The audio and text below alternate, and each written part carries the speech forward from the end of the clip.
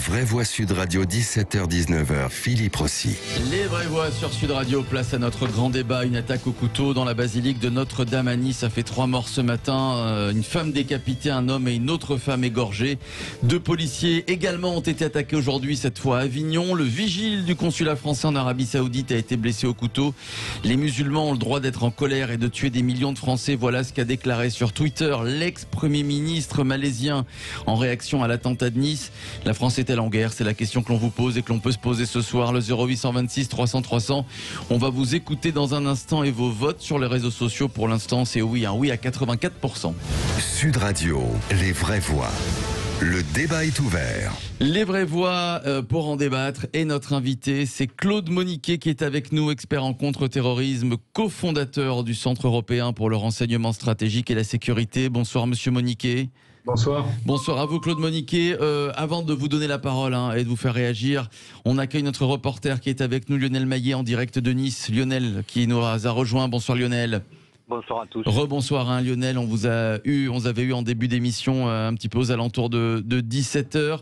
Lionel Maillet, quelle est l'ambiance ce soir à Nice, quelques heures après cette attaque au couteau à l'intérieur d'une église? Comment sont les Niçois? Je sais que vous leur avez donné la parole puisque vous faites un reportage pour Sud Radio, vous les avez rencontrés. Dans quel état sont-ils, Lionel?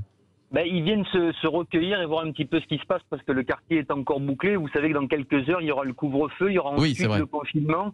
Alors certains en profitent, entre guillemets, pour venir voir cette basilique, voir un petit peu ce qui s'est passé, échanger des témoignages, prendre quelques photos. Il y a encore un gros périmètre de sécurité. On ne peut pas approcher l'édifice à moins de 500 mètres. Soit évidemment, on imagine, ils sont sous le choc.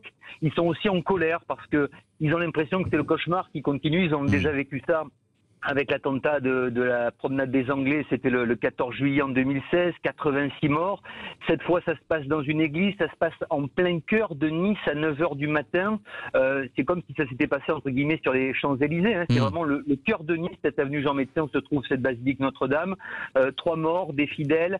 Et puis ce sentiment que on n'a pas gagné la guerre, si c'est l'expression de nombreux politiques. Non, cette guerre, on ne la gagne pas parce que 4 ans après, c'est le cauchemar qui continue. Et aujourd'hui, fermer les églises à Nice parce qu'il y a une menace terroriste encore plus présente, c'est peut-être un aveu d'échec, disent beaucoup de Niçois. Voilà le sentiment ce soir dans la capitale azuréenne. Un aveu d'échec. Alors, les Niçois, évidemment, ils sont choqués, mais est-ce qu'ils ont peur aussi de circuler dans les rues, dans les avenues de Nice quelques heures après cet attentat? Parce qu'il y a beaucoup de monde dans les rues de Nice. Alors, il y a beaucoup de monde pour une simple raison, Philippe, comme d'ailleurs partout ailleurs, c'est qu'on est à quelques heures du confinement et beaucoup de Niçois ont profité malgré tout, malgré les circonstances, d'aller faire des courses tout simplement au dernier moment pour remplir les caddies, pour faire des provisions. Et tout ça, ça n'a pas altéré ce sentiment de vouloir encore une fois avant le confinement, de vouloir faire des provisions.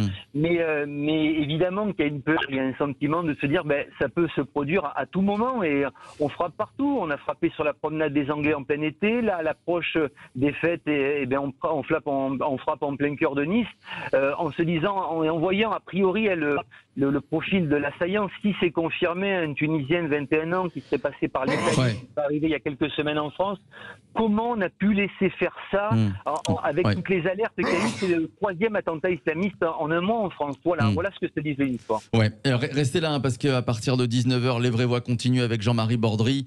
Les croyants sous le choc, ce sera le thème de l'émission de Jean-Marie tout à l'heure à partir de 19h. Caleb Benchir sera avec nous, président de la Fondation pour l'Islam de France. Et puis Monseigneur Dubost rejoindra l'émission, administrateur apostolia du diocèse de Lyon. Merci à vous Lionel Maillet. Merci à vous. On est avec Claude Moniquet, qui est avec nous, expert en contre-terrorisme. Claude Moniquet, on en sait un petit peu plus sur le profil de celui qui a attaqué, qui a égorgé ces 3 fidèles au couteau. Ce serait un jeune de 21 ans qui est arrivé il y a quelques semaines seulement en France, tunisien, totalement inconnu des services de police, totalement inconnu des services de renseignement. Claude Moniquet, la menace est invisible, indétectable maintenant. C'est ce que redoutait l'État français, Claude Moniquet. C'est ce qu'on redoute depuis longtemps et en fait c'est ce qui se passe depuis déjà plusieurs années. On a des acteurs qui sont, certains d'entre eux, comme rappelez-vous la séquence 2015-2017 où on nous disait que les acteurs qui passaient à l'acte étaient des gens qui étaient déjà connus des services, fichés S, ou dans d'autres fichiers, ou qui avaient déjà été en prison pour des faits liés au terrorisme islamiste.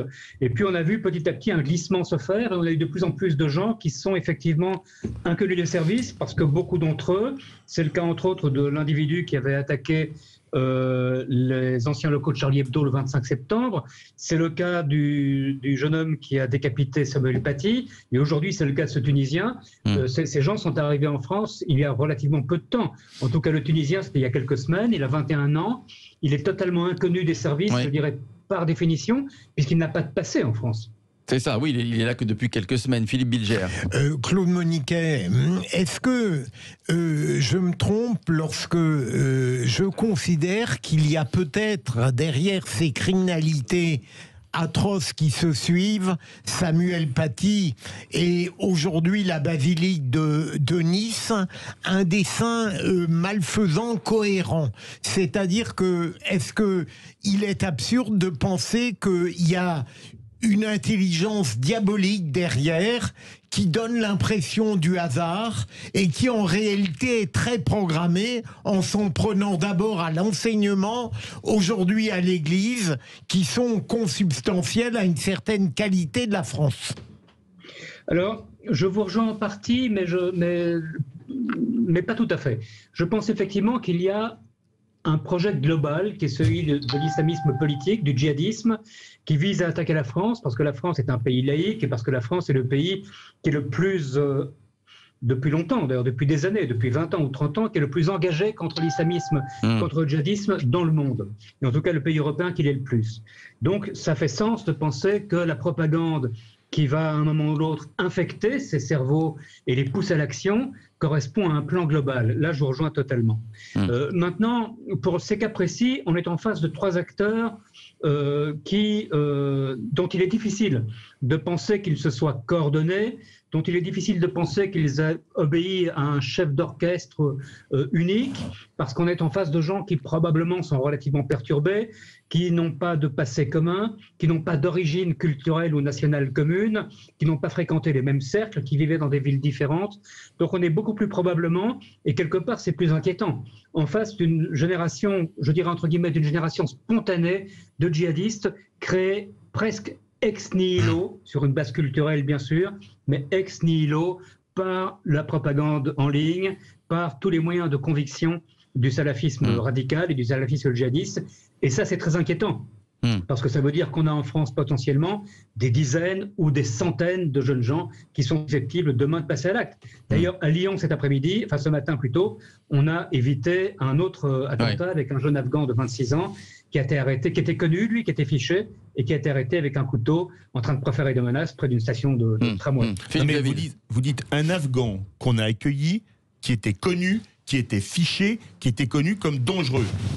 Question, à quoi servent les services qui expulsent les personnes dangereuses de ce pays? Parce qu'après on va dire, ah mais en Afghanistan il est en danger, désolé, je préfère qu'il soit en danger en Afghanistan plutôt qu'ils mettent des Français en danger, non?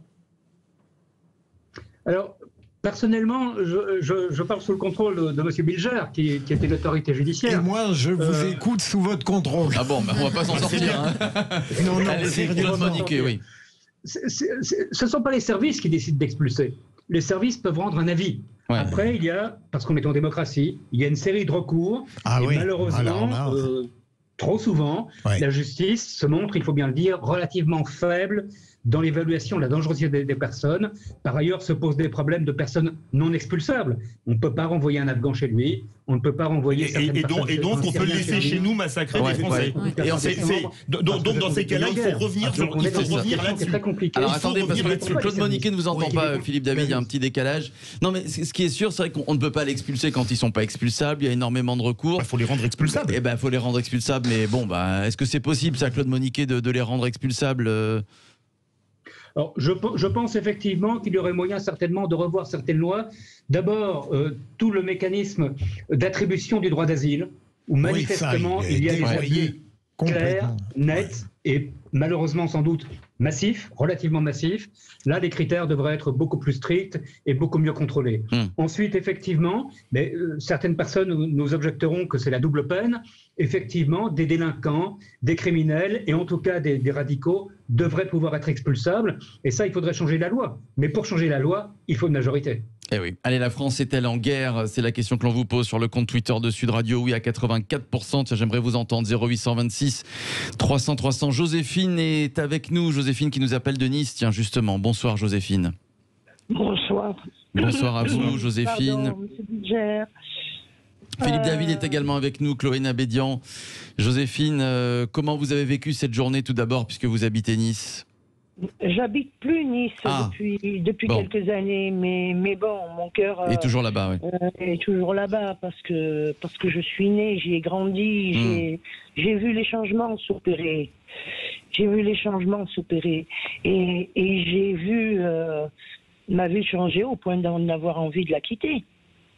C'est-à-dire, c'était plus la ville paisible que vous avez connue, c'est ça? Rien à voir. Rien à voir. Rien à voir. Rien à voir. Rien à voir. Et malheureusement, tant qu'on sera gentil, ça ne changera pas. Et puis on aura toutes les semaines des gens qui se feront égorger, et puis ça fera un plus. Après tout, qu'est-ce que ça peut faire? Il vaut mieux respecter les lois plutôt que d'empêcher des gens d'égorger nos enfants. Oui, c'est-à-dire que effectivement, oui. Alors les lois sont bonnes quand c'est pour les autres, hein. Mais dans un cadre général, les lois ne sont pas appliquées.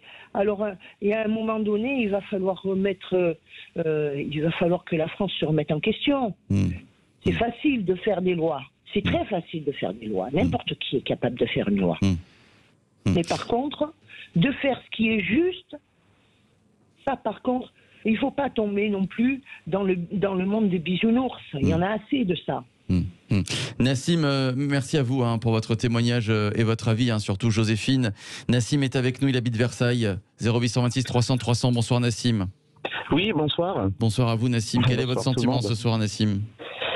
Écoutez, j'aimerais tout d'abord rassurer, parce que moi je suis musulman, je pratique l'islam, je vais à la mosquée, et je peux vous garantir que je ne suis pas en colère.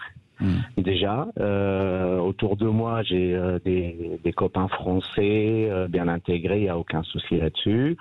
On en parle, on discute, et je peux vous rassurer, même autour de moi, les musulmans que je connais ne sont pas en colère et nous condamnons les actes de terrorisme. Aujourd'hui, je pense qu'il faudrait voir ces gens-là qui font ces actes-là.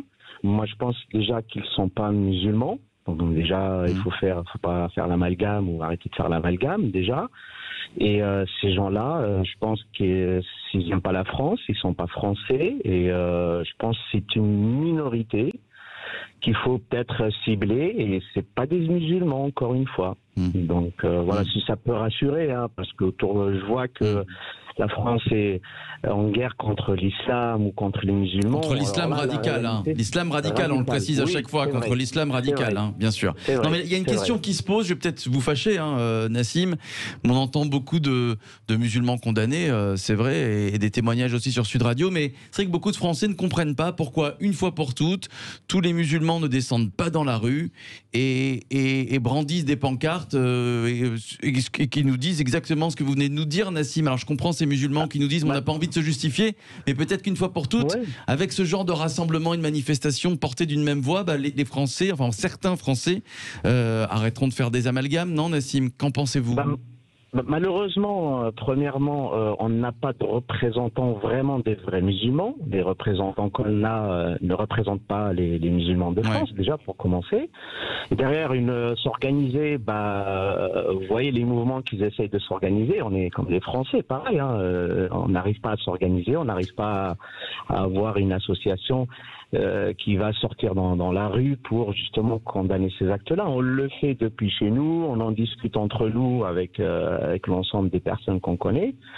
Mais après, pour s'organiser, aller sortir dans la rue, oui, effectivement, il faudrait le faire. il faudrait le faire. Mais, Nassim, ouais. On a tout de même eu aujourd'hui une réaction très forte du comité du CFCM. CFCM, en effet, qui a été clair et net cette fois-ci.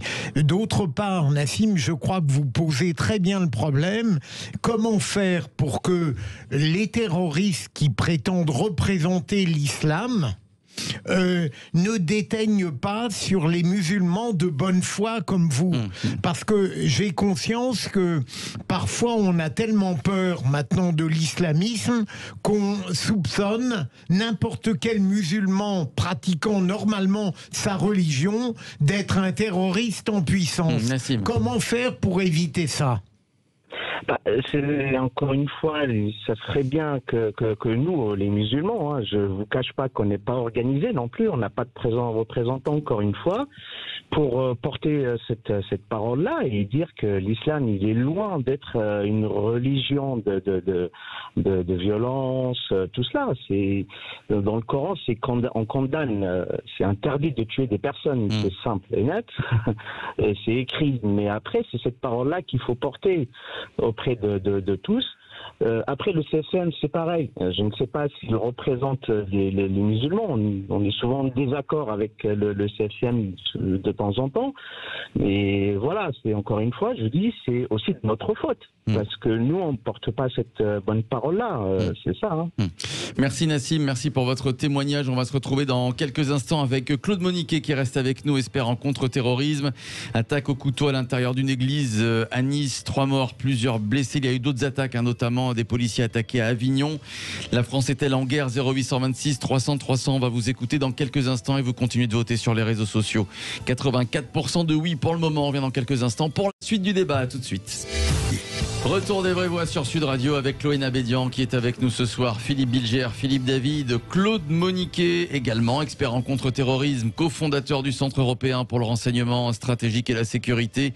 On poursuit notre grand débat sur l'attaque au couteau dans la basilique de Notre-Dame à Nice qui a fait 3 morts. Il y a également 2 policiers ce matin attaqués à Avignon. Le vigile, le garde du consulat français en Arabie Saoudite a été blessé au couteau. La France est-elle en guerre? 84% d'internautes qui nous répondent oui sur le compte Twitter de Sud Radio et puis le 0826 300 300. On va vous écouter dans quelques instants. Tiens, Claude Moniquet, il faut penser à l'après, évidemment, cette loi contre le séparatisme qui devrait être enrichie, peut-être même améliorée d'ici quelques semaines. Mais Claude Moniquet, on a l'impression que quoi qu'on fasse, ça va être extrêmement compliqué de lutter contre cet islam radical qui nous envahit. Quel est votre sentiment, Claude Moniquet? Qu'est-ce que selon vous on devrait faire ou ne pas faire pour avoir un petit pouvoir de contrôle peut-être sur la prévention de ces attentats, Claude Moniquet? Je pense que le problème principal, c'est qu'on a perdu 30 ans. Oui. Tous les pouvoirs, qu'ils soient de droite ou de gauche, depuis 30 ans, qui se sont succédés, on a perdu du temps. Il y a une trentaine d'années, quand le salafisme, quand le sionisme djihadiste a commencé à arriver en France, on était en face de groupes extrêmement minoritaires, de quelques dizaines d'individus.